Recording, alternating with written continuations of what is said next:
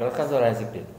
Iya Pak, pada dasarnya komunikasi merupakan suatu proses penyampaian informasi, ide ataupun gagasan dari komunikator kepada komunikannya. Nah dalam hal ini komunikasi cakupannya sangat luas karena dalam semua aspek kehidupan tentunya kita memerlukan komunikasi. Dan dalam hal ini komunikasi saya mengetahui beberapa teori tentang komunikasi. Yang pertama yaitu teori difusi inovasi, di mana teori difusi inovasi merupakan teori menyampaikan bagaimana sebuah inovasi atau gagasan baru disampaikan melalui saluran-saluran ataupun melalui banyak saluran, berarti yang saluran melalui banyak saluran kepada sekelompok anggota dalam sistem sosial tertentu. Di mana dalam hal ini komunikasi yang digunakan pada difusi inovasi ini komunikasi tentang gagasan-gagasan baru tentang komunikasi kepada sistem sosial. Selanjutnya untuk public relation merupakan suatu pekerjaan yang berhubungan dengan komunikasi. Karena di dalam public relation sendiri komunikasi itu diperlukan untuk pihak internal maupun eksternal perusahaan, di mana hal tersebut bertujuan agar public relation perusahaan ini mampu membuat citra dari perusahaan ini baik di mata masyarakat tentunya. Karena pada dasarnya setiap perusahaan pasti memerlukan citra yang baik untuk kelangsungan perusahaan tersebut. Nah dalam hal ini tujuannya public relation tersebut yaitu yang pertama untuk menumbuh kembangkan citra atau perusahaan dari masyarakat dari perusahaan tersebut, lalu sebagai keefektivitasan untuk membangun brand awareness, selanjutnya sebagai untuk bauran pemasaran atau marketing seperti itu Pak. Lalu untuk teori public relation yang saya ketahui yaitu teori dari Rosadi Ruslan, yaitu teori pensil, di mana di situ disebutkan ada 7 karakteristik. Yang pertama P-nya publikasi, yang kedua E-nya event, yang ketiga N-nya news atau berita, yang keempat C-nya community involvement, yang kelima I-nya inform of image, yang keenam L-nya lobbying dan negotiation, yang ketujuh S-nya yaitu social responsibility, di mana tentunya beberapa aspek tersebut dalam sebuah perusahaan pasti dan ada, walaupun tidak semua digunakan, pasti setiap perusahaan memerlukan 7 hal tersebut untuk public relation-nya. Nah selanjutnya untuk teori public relation yang lainnya, misalnya teori tentang bagaimana pembentukan citra dan beberapa teori lainnya yaitu menggunakan teori impression management juga bisa.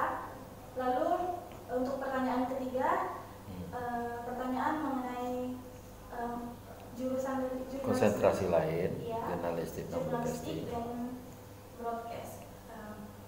Untuk jurnalistik sendiri yaitu suatu proses pendistribusian audiovisual, video dan juga suara yang disuguhkan untuk pemirsa atau khalayak melalui media massa tentunya. Selanjutnya kalau untuk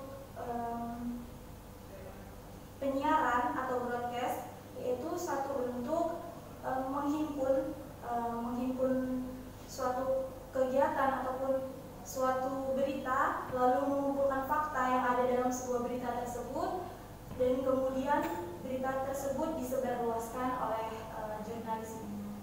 Sekian dari saya Pak. Ya, mungkin untuk komunikasi itu perlu beberapa hal juga yang masih belum dijelaskan atau mungkin ada yang masih diketahui yang lain. Ya contohnya kan mungkin kita bisa kalau bicara komunikasi itu apa yang disampaikan Laswell, atau kita bicara bentuk-bentuk komunikasi itu kan banyak. Ya silakan Kalau ada yang mau ditambahkan. Ya, untuk syarat dari komunikasi itu ada komunikator, komunikan, pesan, saluran, efek, dan juga media yang digunakan. Lalu tujuan dari komunikasi tersebut agar kita dapat memberikan pendapat kepada orang lain, agar pendapat kita didengarkan, agar kita dapat saling bertukar pikiran dengan orang lain. Selanjutnya, tujuan dari komunikasi yaitu sebagai alat untuk memotivasi, alat untuk mengungkapkan sikap emosional kita, dan juga sebagai alat untuk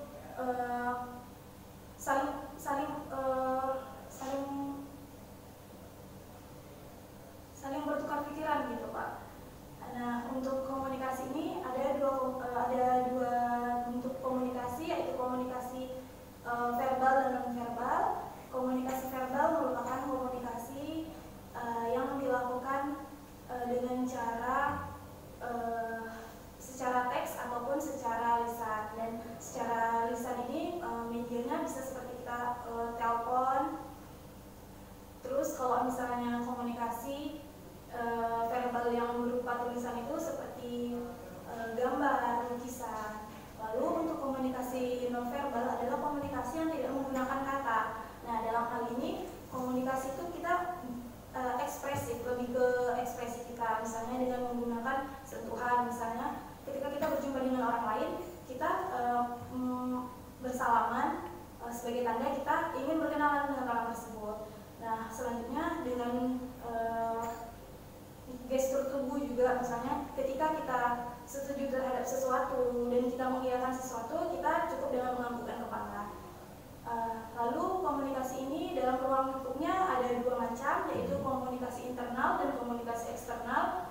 Di mana komunikasi internal ini merupakan komunikasi, ada dua lagi bagiannya, yaitu komunikasi vertikal dan horizontal. Di mana komunikasi vertikal tersebut merupakan komunikasi yang dilakukan dari atasan dalam sebuah perusahaan kepada anggota-anggota atau karyawan-karyawannya.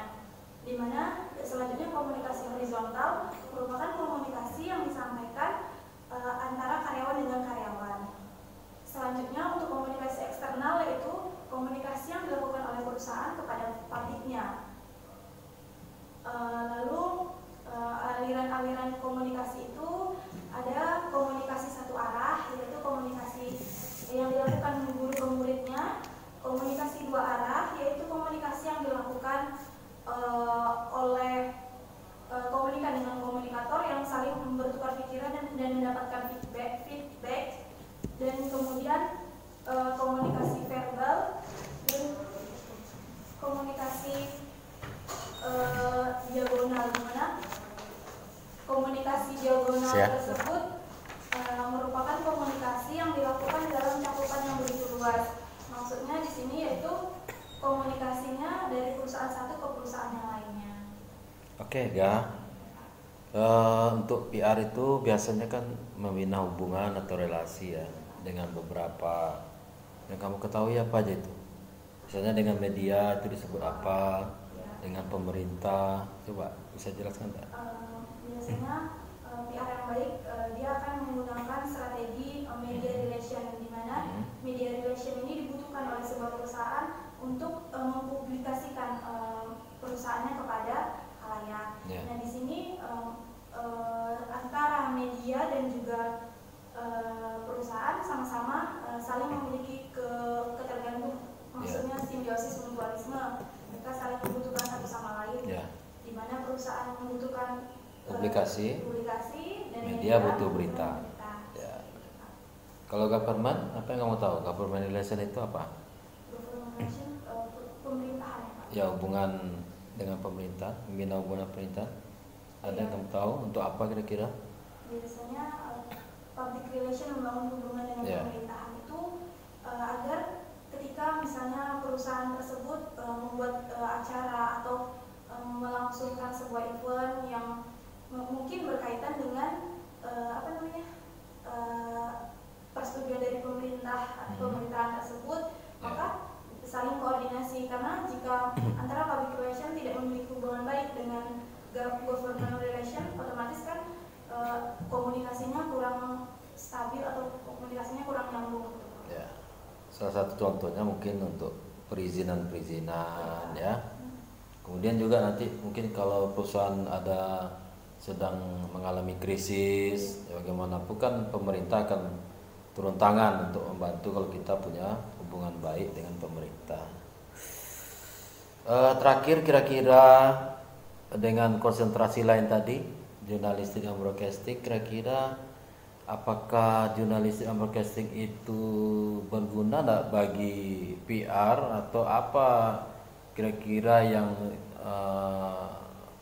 apakah PR perlu mengetahui tentang broadcasting dan jurnalistik? Kalau menurut Ega gimana? Menurut saya perlu, Pak, karena public relation ini kan komunikasi, dan dalam sebuah penyiaran dan juga dalam sebuah berita itu tentu memiliki komunikasi. Contohnya seperti news anchor itu kan juga public relation kebanyakan.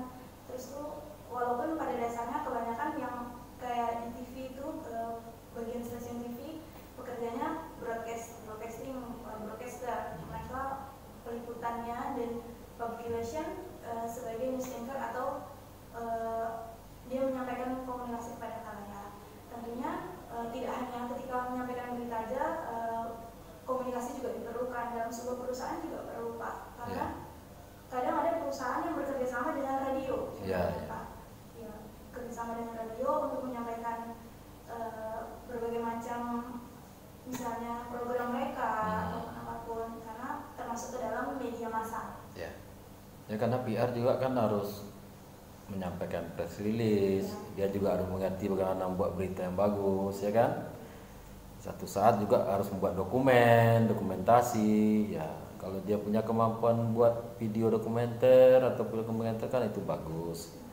Jadi artinya kenapa konsentrasi kita itu juga kita PR perlu diberi juga ilmu dasar tentang jurnalistik dan broadcasting, itu tadi karena tugas PR pasti juga akan menyangkut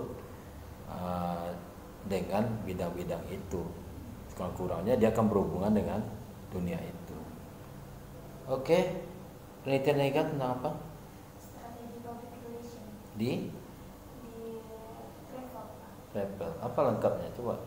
Lengkapnya judulnya apa? Strategi PT.